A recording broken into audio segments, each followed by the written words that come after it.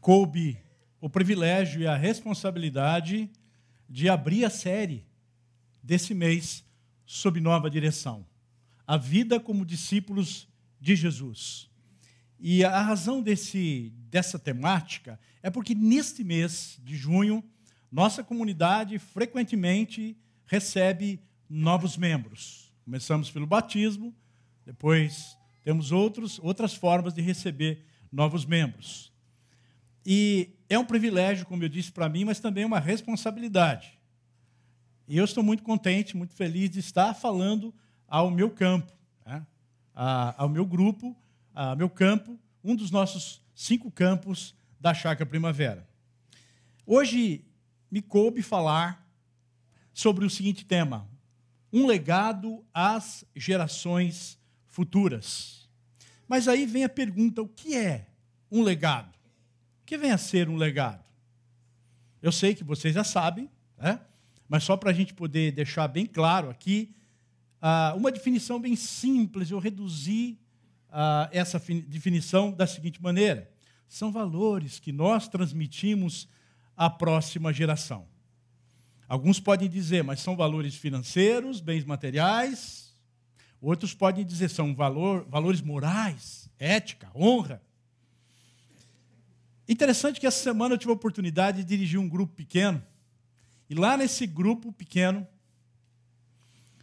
eu perguntei para as pessoas que legado elas receberam dos seus pais, dos seus avós. E na sequência, 2 pessoas disseram a mesma coisa. Eu recebi o legado da minha avó. Que gostoso isso, lembrar das nossas avós. Não sei você, mas eu lembro da minha avó com alegria. Ela também passou alguns legados para mim. Mas o legado que elas disseram, as 2 pessoas disseram a mesma coisa, foi: minha avó me ensinou a amar a Deus. Eu creio que esse é o maior legado que nós podemos deixar para a próxima geração, a espiritualidade. Qual é o nosso legado? Como comunidade, qual é o nosso legado que nós estamos deixando para o Kids, para o Ministério dos Adolescentes e dos Jovens? O que será a nossa igreja na próxima geração? Vai depender de que legado nossa igreja passa para eles. Mas eu jogo para o particular. Qual o meu legado? Qual o seu legado a ser deixado para a próxima geração? E mais, qual é o grande valor que vamos deixar às futuras gerações? Ou então, eu perguntando para mim mesmo, qual é o grande valor que eu vou deixar às gerações futuras? Pense nisso. Será que nós estamos deixando tantos outros valores que não o principal? Que não o principal? Bem, já disse, o amor a Deus que vem acompanhado de confiança em Deus, fé, seguido de obediência à palavra, seguir a palavra de Deus. Amor a Deus sobre todas as coisas, de todo o coração, de todo entendimento, nos leva também a amar o próximo, nos leva também a crer que o Senhor é que dirige a nossa vida, portanto, nos leva a crenças, nos leva a certas maneiras de encarar a vida, pois a sua fé define seus valores e princípios, os objetivos que deseja alcançar, a forma que você crê, esse legado que você vai transmitir para as futuras gerações. As suas crenças vão influenciar as suas decisões, as suas escolhas, as suas ações e as suas reações. E olha só, gente, as nossas reações falam mais do que nós podemos imaginar, não é verdade?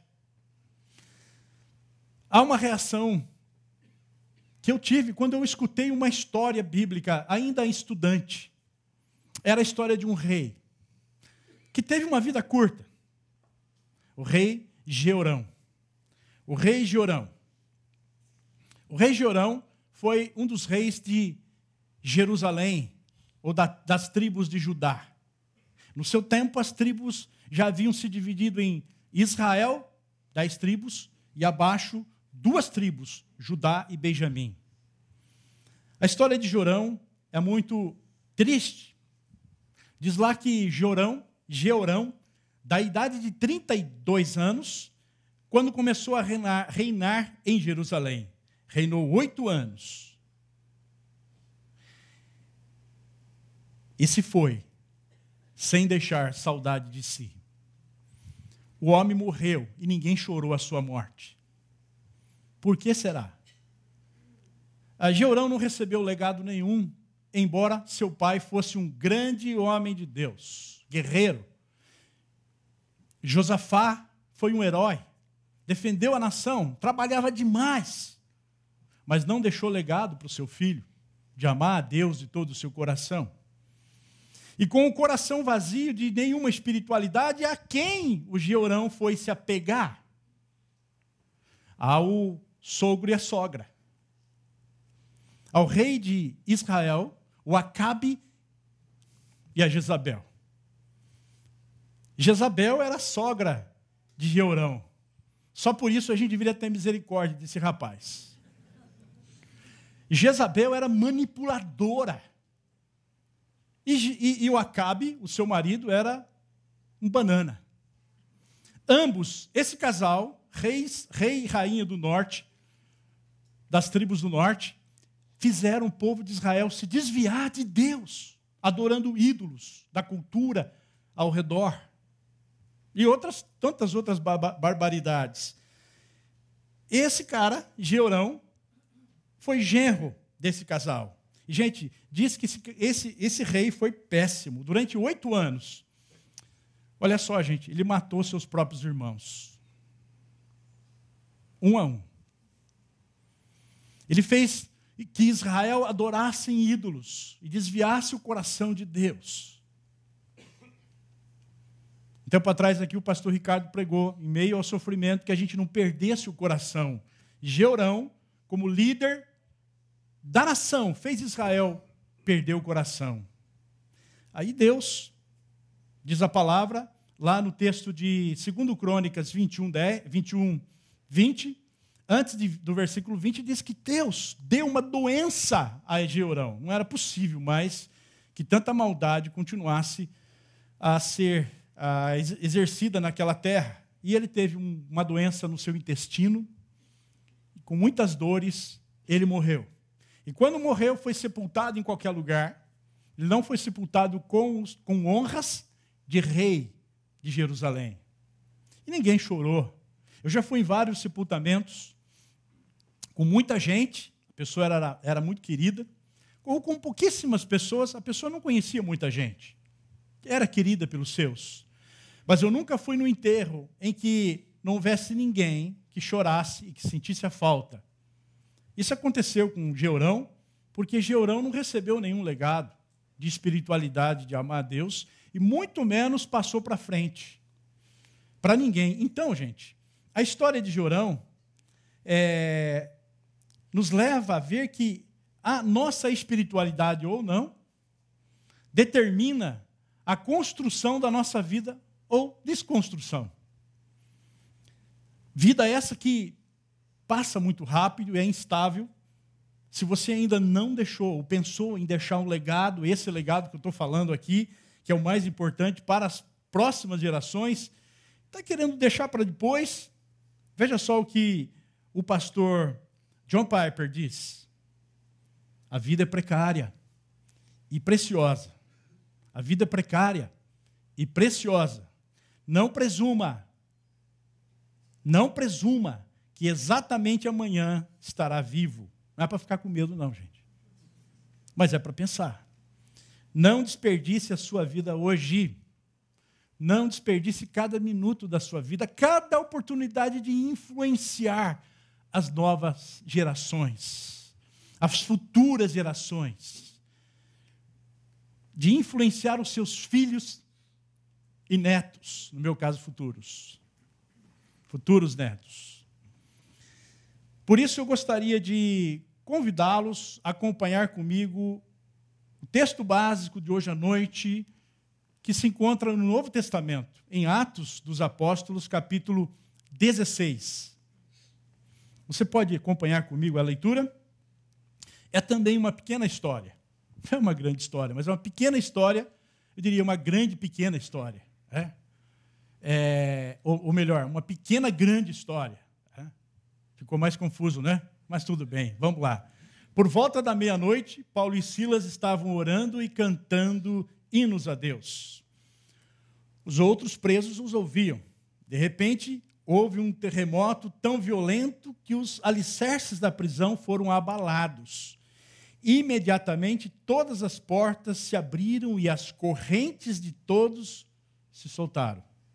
O carcereiro acordou e, vendo abertas as portas da prisão, desembainhou sua espada para se matar, porque pensava que os presos tivessem fugido. Mas Paulo gritou: não faça isso, estamos todos aqui. O carcereiro pediu luz, entrou correndo e trêmulo, prostrou-se diante de Paulo e Silas. Então levou-os para fora e perguntou: senhores, que devo fazer para ser salvo? Eles responderam: creia no Senhor Jesus e serão salvos, você e os de sua casa. E pregaram a palavra de Deus a ele e a todos os de sua casa. Naquela mesma hora da noite, o carcereiro lavou as feridas deles. Em seguida, ele e todos os seus foram batizados. Então, os levou para a sua casa, serviu-lhes uma refeição e com todos os de sua casa alegrou-se muito por haver crido em Deus.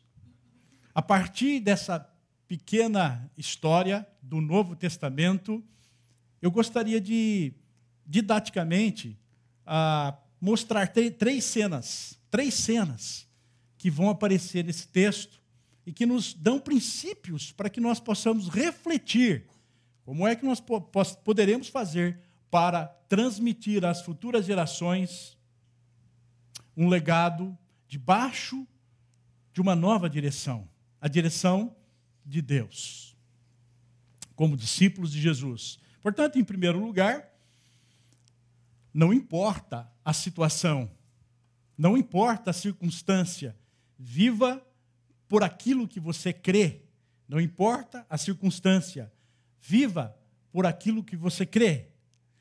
Assim, vamos observar aqui uma atitude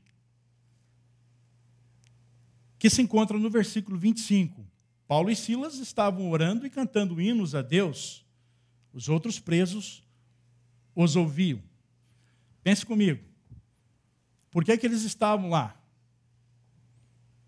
O que aconteceu com eles? Até então, a informação que temos é que eles estavam presos numa masmorra. Mas antes, o texto anterior a isso fala que eles estavam pregando o evangelho. E ao pregar o evangelho, eles só fizeram bem para a cidade de Filipos. Havia uma escrava que tinha um dom, não de Deus, para adivinhar coisas. Os seus donos ganhavam dinheiro com as adivinhações. Já naquela época, uma religiosidade distorcida já explorava, já espoliava o povo e arrancava dinheiro. E constantemente essa mulher vinha e dizia, possuída por um espírito ali que não era de Deus, e dizia: esses homens estão certos, esses homens estão certos. Até que Paulo, bravo com aquela situação, não querendo confundir nada disso, repreende aquele espírito e aquela mulher é liberta e para de fazer adivinhações. Não tem mais adivinhação, não tem mais dinheiro. Os donos daquela escrava ficaram muito bravos, ficaram furiosos e armaram um esquema para prender os apóstolos. Paulo e o meu xará, Silas, foram pegos pelos magistrados. Diz aqui, a multidão ajuntou-se contra Paulo e Silas, e os magistrados ordenaram que se lhes tirassem as roupas e fossem açoitados. Então a gente já tem mais um elemento aí. Paulo e Silas estão presos. Essa é a situação. À meia-noite, eles estão numa masmorra, depois de serem açoitados. Portanto, você tem mais um elemento, a dor. Eles estão com dor, com fome. No fundo de uma cadeia, com frio. Eles estão sofrendo mais ainda. Paulo era cidadão romano. Não podiam ter feito o que fizeram com ele. Ninguém sabia. A encrenca veio depois. Ninguém sabia que ele era um cidadão romano. Não podiam ter feito o que fizeram. Se sentindo injustiçado. Muitos de nós, por muito menos, murmuramos. E ficamos lamentando. E ficamos reclamando. Ah, Deus, por que eu tenho que passar por isso? Ah, Senhor, podia ser com o outro, não comigo. Quantos de nós, por muito menos, estamos lamuriando? Mas o que Paulo e Silas estavam fazendo? Qual era a atitude dele? E é importante observar a ordem dos fatores. Primeiro, eles oravam. E depois, cantavam louvores a Deus. Eles oravam. E eu suponho, eu não quero crer de outra maneira, o texto não nos leva a pensar de outra maneira, que eles não estavam orando por sua própria libertação. Eles não estavam orando, Deus, abre essas cadeias, nos liberta, nós não queremos sofrer. Eles não estavam orando por isso. Mas eles estavam orando, tentando entender o propósito de Deus de estarem ali, porque Deus tem um propósito para todas as coisas. E o coração deles foi se enchendo de alegria, da presença de Deus. Há muita gente que mora em castelos, mas não tem alegria, porque não tem a presença de Deus. A presença de Deus foi enchendo naquele lugar, a ponto de eles começarem a cantar. E observe o detalhe. Os outros presos ouviam e não entendiam o que estava acontecendo. Com dor. No versículo 24 de Atos, diz que o carcereiro foi obrigado a prender os pés dos apóstolos a um tronco. Então eles não podiam sequer descansar e dormir. Eles estavam numa situação incômoda. Agora, gente, nós vivemos num mundo hedonista, e é difícil a gente escapar disso. Nós não gostamos de estar em situações desconfortáveis. Bem, nós estamos vivendo num Brasil que nos remete a situações desconfortáveis, não é? O que fazer diante da situação de desemprego, de dor, de injustiça, de abandono? Que legado eu vou deixar para os meus filhos que me vêm passar por isso? O texto diz que Paulo e Silas oravam e louvavam. Quantos podem fazer isso? Em meio à dor, em meio às injustiças. Uma atitude é essa atitude que se espera de um discípulo de Jesus que sob nova direção. Diante da situação, orar. Diante da situação, louvar. O que mais fazer? Bom, a gente já vai ver o que mais fazer. Há um tempo atrás surgiu um livro muito lido aqui no Brasil, O Monge e o Executivo. Essa frase está no segundo livro, não tão famoso assim, do James Hunter, que é uma sequência do livro O Monge e o Executivo, provavelmente muitos de vocês leram. Um cristão batista, James Hunter, é um evangélico, muitos brasileiros não sabiam disso. Ele escreve o seguinte: a vida não é tanto o que nos acontece. Eu repito, a vida não é tanto o que nos acontece, mas a maneira como reagimos, olha a reação aí, ao que nos acontece. Não é tanto o que nos acontece, muito mais ainda é como a gente reage às situações difíceis que nós passamos na nossa vida. Como é que nós estamos encarando isso? E aí surge uma oportunidade nessa cena, nessa primeira cena surge uma oportunidade. O que aconteceu? Vamos ver. De repente, e as coisas acontecem de repente, né? De repente acontecem as coisas. Às vezes a gente cria tantas expectativas e o milagre vem de repente. O emprego aparece de repente. A cura vem de repente. Ou a morte vem de repente. Ou o desemprego vem de repente. De repente, houve um terremoto tão violento que os alicerces da prisão foram abalados. Imediatamente todas as portas se abriram e as correntes de todos se soltaram. O carcereiro acordou e, vendo abertas as portas da prisão, desembainhou sua espada para se matar, porque pensava que os presos tivessem fugido. Até aí, já leio o final. O inesperado aconteceu. Alguns podem pensar, é porque Paulo e Silas estavam orando, e a oração deles era poderosa. Será que foi isso? O fato é que houve uma oportunidade. Do quê? À primeira vista, essa oportunidade era fugir. Junto com Paulo tinham prisioneiros religiosos, prisioneiros políticos, e tinham também criminosos, ladrões, bandidos. Nenhum fugiu, nenhum aproveitou a oportunidade. Diante de situações que nós vivemos, somos levados a aproveite a oportunidade, seja esperto. A lei de Gerson. Aproveite a oportunidade. Mas não era essa a oportunidade que surgiu de fugir. Não foi para isso que Paulo e Silas oraram. Será que foi para seu próprio benefício que ambos oraram? Eu não creio nisso. O fato é que Paulo, lá na escuridão do interior da prisão, vai dizer, em tom gritado, não faça isso. Não faça isso o quê? Suicidar-se. Por que o carcereiro ia fazer isso? Porque a vida para ele perdeu sentido. Na lei romana, o carcereiro pagava com a própria vida se ele deixasse fugir o prisioneiro. Ele era sumariamente executado. Se você puder visitar o capítulo 12 de Atos, quando Pedro fora preso pelo rei Herodes, e de maneira muito silenciosa, o anjo, diferente dessa situação, o anjo tirou Pedro da cadeia, sem que ninguém percebesse. No outro dia, Herodes entrou em pânico. Chamou os guardas, os carcereiros, e inquiriu deles o que estava acontecendo. Fez ali interrogação, e depois de os interrogar, diz o texto, os executou, tendo a lei. A lei dizia isso na época. Portanto, o carcereiro sabia que iria ser interrogado, mas interrogado, gente, naquela época era debaixo de chicote, de humilhação, de tortura. E para não passar por tudo isso, não levar a sua família ao vexame, à desonra, à humilhação, era comum tirar a vida.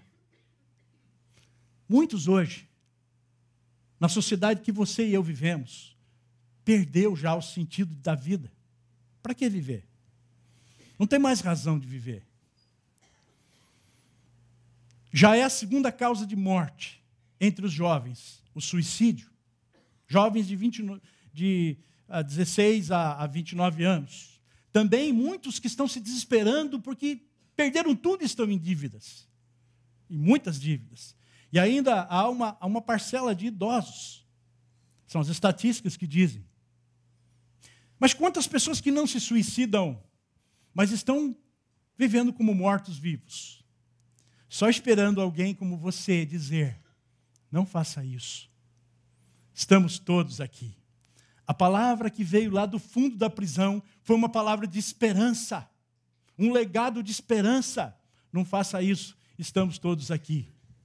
O texto é muito resumido e a gente não tem muitas explicações sobre esse texto, mas o fato é que o carcereiro entendeu. O carcereiro entendeu, o Espírito Santo de Deus ouviu a oração de Paulo e Silas, e o carcereiro entendeu. E Paulo e Silas entenderam porque estavam sofrendo injustiças, dores e humilhação. O carcereiro entendeu. E eu quero então perguntar para você, como é que você tem interpretado as oportunidades que têm vindo sobre a sua vida? Vou tirar vantagem, ganhar mais dinheiro. É isso? A sua volta tem tido muitas oportunidades? Se tem, como é que você tem interpretado isso? Será que não é uma oportunidade de alguém ouvir uma voz de esperança? Alguém que perdeu a esperança de ouvir algo que venha a mudar a sua visão de vida? Qual é a sua visão sobre as oportunidades que Deus lhe concede? Mas a segunda cena é a seguinte: nos leva a pensar que nós não devemos nos limitar ao ordinário, ao comum, mas estarmos sensíveis ao extraordinário. De repente, veio o terremoto. Uma pergunta surge a partir do terremoto. É o carcereiro que pergunta: senhores, levando-os para fora, sem mais nenhum medo que eles fugissem. E ele pergunta: senhores, que devo fazer? Observe esse verbo, fazer, para ser salvo. Numa tradução do pastor Eugene Peterson, a mensagem, que é uma forma de ler a Bíblia mais parafraseada, ele diz: senhores, que devo fazer para ser salvo? Para viver de verdade. O carcereiro entendeu o que estava acontecendo, de que aquilo não foi um simples e ordinário terremoto que aconteceu, mas foi algo extraordinário. E ele também estava sensível ao que estava acontecendo. Mas ele pergunta: o que eu devo fazer? Será que eu devo fazer algumas obras religiosas? Frequentar mais os cultos, as missas, aos encontros, dar dízimo? Carregar uma cruz daqui não sei aonde? Ou devo ter ações meritórias? Será que eu devo ajudar alguma entidade social, visitar uma favela, ajudar os pobres, uma casa-lar, que antigamente era um orfanato? O que eu devo fazer? Ou será que eu devo fazer alguma coisa autorredentiva? Gente, os pais fiquem muito espertos. Há uma tendência hoje grande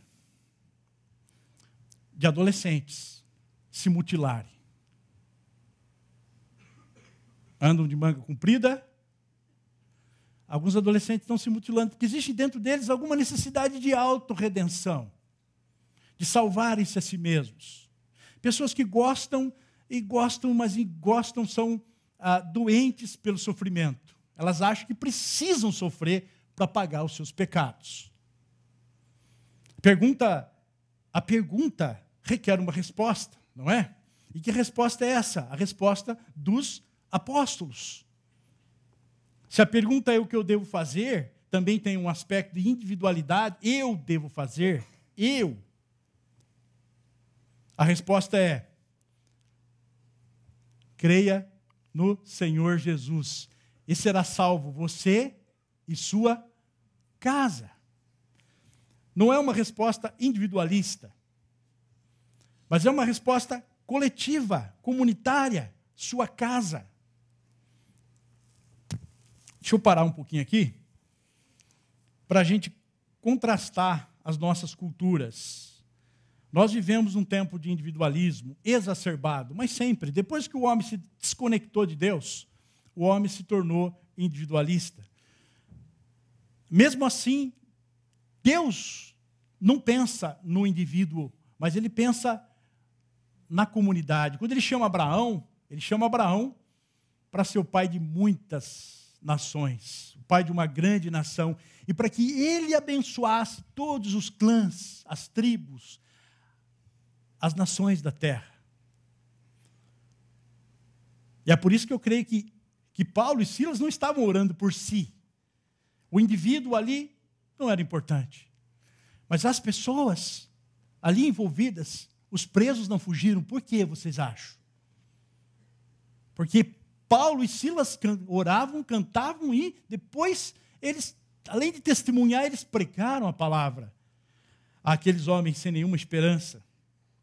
Um teólogo do Novo Testamento, Dr. Alan Richardson, diz o seguinte: o cara é especialista, ele sabe o que está dizendo, um estudioso da teologia do Novo Testamento, não é qualquer um que está dizendo. Ele diz: não há lugar para o nosso moderno individualismo no pensamento bíblico. Quando Deus escolhe uma pessoa, ele faz aliança com essa pessoa e sua família. Assim como o evangelho chega na casa do piedoso Cornélio, a casa do Cornélio recebe a palavra de Deus, Cornélio e sua casa são batizados. E não diz se tinha criança, se tinha adulto, a casa. Casas têm bebês, têm filhos, principalmente naquela época. Um pouco antes do texto, da história que a gente leu aqui, gente, Paulo chega num lugar de oração à beira de um lago. E lá havia uma mulher que era líder do seu lar. Ela era o cabeça do seu lar. Era uma vendedora de tecidos de púrpura.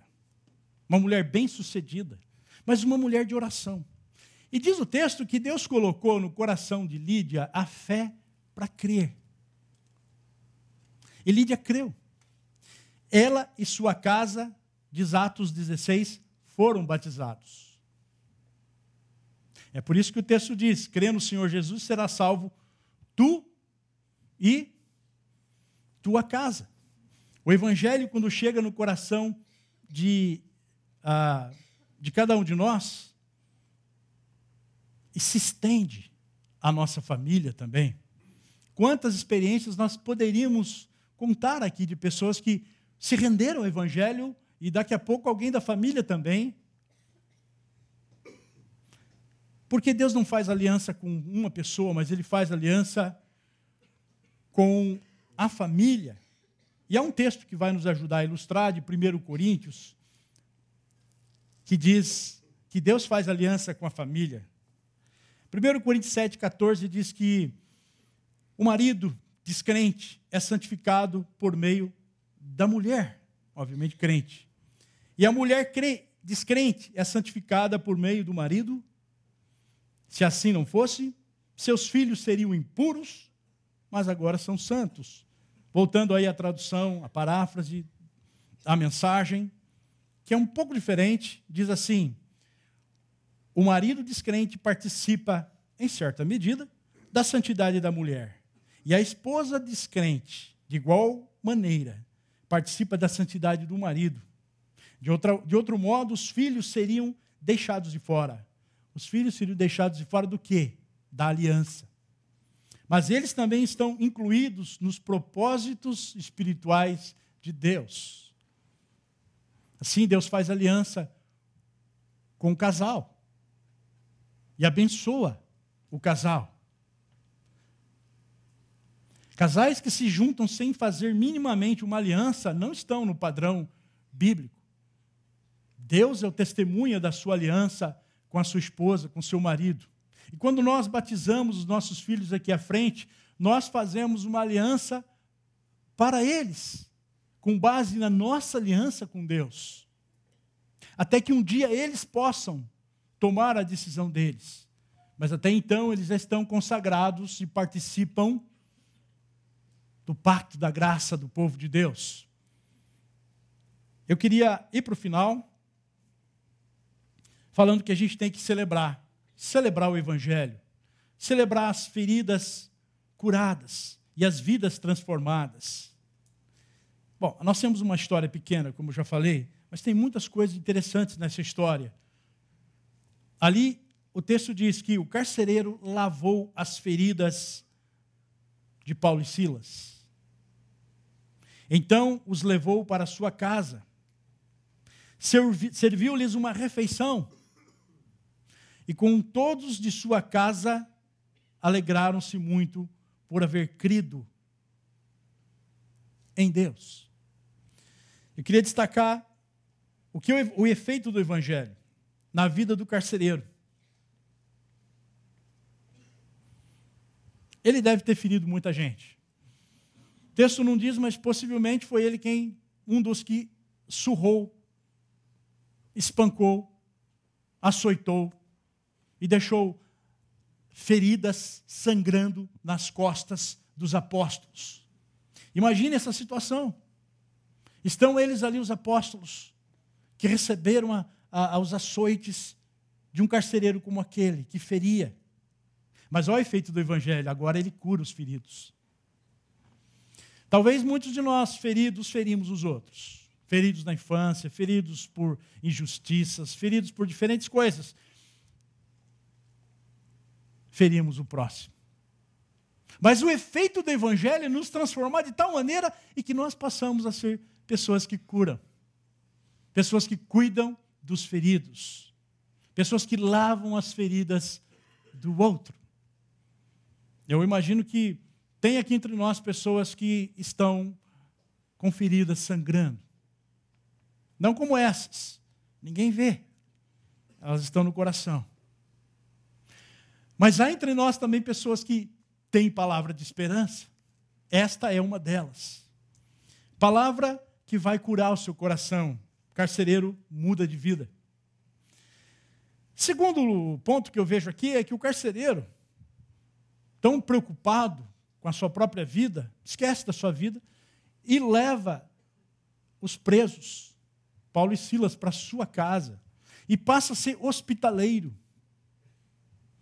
Você pode lembrar de pessoas que te abençoaram grandemente com hospitalidade?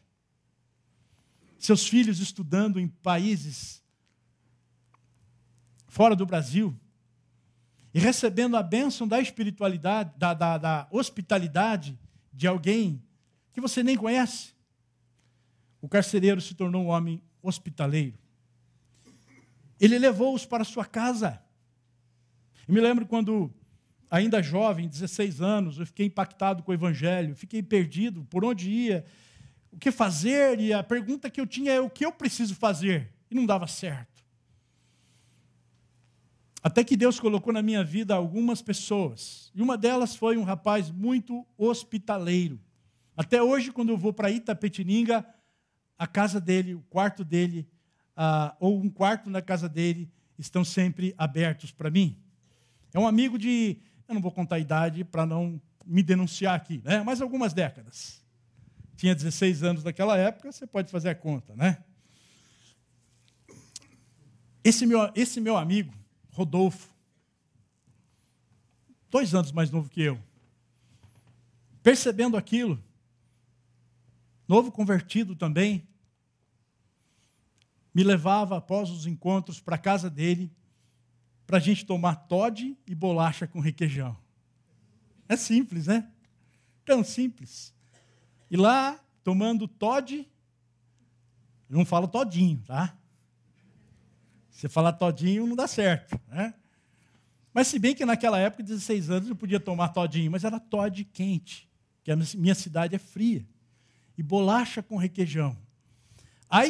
A hospitalidade desse meu amigo, me acolhendo na casa dele, tinha um objetivo: me falar do amor de Jesus e da graça de Deus, que não era fazendo, mas me rendendo. E mais, o carcereiro se torna alguém solidário, que serve o próximo. Os apóstolos estavam com fome. Ali já era madrugada, sem comer. Na prisão, eles estavam com fome. O carcereiro leva-os para sua casa e dá comida para eles. É assim que acontece, gente. Quando o Evangelho está em nós e muda a nossa vida, nós passamos a repartir a nossa comida, o nosso tempo. Por exemplo, quantos aqui os seus filhos estão no Kids? Não precisa levantar a mão. Nós temos alguns que estão no Kids. Enquanto vocês estão tranquilos aqui ouvindo a palavra, há pessoas entre nós que estão doando o seu tempo para servir o próximozinho, pequenininho. Outros com os adolescentes, de 11 a 14. Mas quando você chegou aqui, tudo estava preparado. Às 5 da tarde, já tinha uma equipe aqui ensaiando. Doaram do seu tempo. Quantos que têm doado para obras sociais? Causa do efeito do Evangelho. Não para autorredenção. E por fim, a alegria estava naquela casa. Um lar que se rende ao Evangelho, um lar que se entrega aos planos salvadores de Jesus Cristo, um lar que crê em Deus, ainda que seja num barraco da favela é alegre. Um tempo atrás, quando eu trabalhava com uma comunidade carente, passando em um barraco, eu vi uma situação muito pobre, mas muito pobre. Mas eu escutei uma música que saía lá de dentro, que era mais ou menos assim: com Cristo no barraco tudo vai muito bem, vai muito bem. Aquele casal, mesmo não tendo nada, expressava uma alegria. Quanto de nós, tendo tudo, vivemos a murmurar e não repartimos com o que não tem? O carcereiro nos dá essa lição. A alegria do Senhor entrou naquela casa. E diz Neemias que a alegria do Senhor é a nossa força. E em tempos difíceis, circunstâncias complicadas, a alegria do Senhor é que nos fortalece. Amém. Eu queria agora levá-los ao ponto da reflexão e do praticar. Primeiro, você vive de acordo com aquilo que você crê? Ou você reage o tempo todo às circunstâncias? Ora você está aqui, ora você está tudo bem com você. Então você é um crente fervoroso, um cristão fervoroso. As coisas não estão dando certo. Você vai ficando sério, vai ficando triste, vai ficando difícil de conviver. Você vive por aquilo que você crê? O inesperado pode acontecer. Você vive o evangelho de forma medíocre, ordinária, mais ou menos? Como é que você é na fé? Eu sou mais ou menos. Né? Ou você confia que Deus, pode experimentar uma vida mais profunda e extraordinária? Ou de repente pode acontecer e você vai entender que nem sempre é para você, mas você faz parte desse plano extraordinário de Deus de salvar vidas. Ou por último, você já experimentou a profunda alegria de crer em Cristo Jesus? Eu creio que foi a maior alegria que eu já passei na minha vida, com 16 anos, desesperado. Hoje eu acho que não entendo por que eu estava desesperado, né? Mas eu estava, era o que eu estava vivendo. Quando eu recebi o Evangelho, a alegria profunda que eu recebi marcou a minha vida. Assim, eu queria convidá-los para um momento de oração. Que você pudesse me acompanhar nessa oração. Como é que você tem vivido? Como você tem vivido é o legado que você vai deixar para a próxima geração. Mas ainda há tempo, não importa a sua idade, de mudar.